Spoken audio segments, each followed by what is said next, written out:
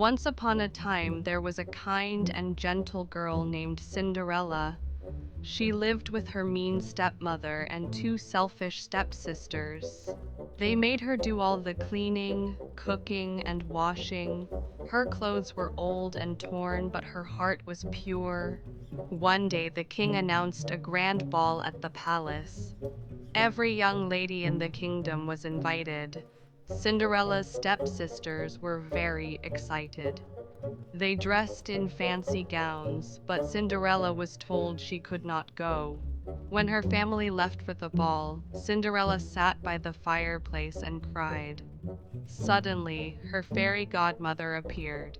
With a wave of her magic wand, she turned a pumpkin into a golden carriage, mice into horses, and Cinderella's rags into a sparkling gown with glass slippers.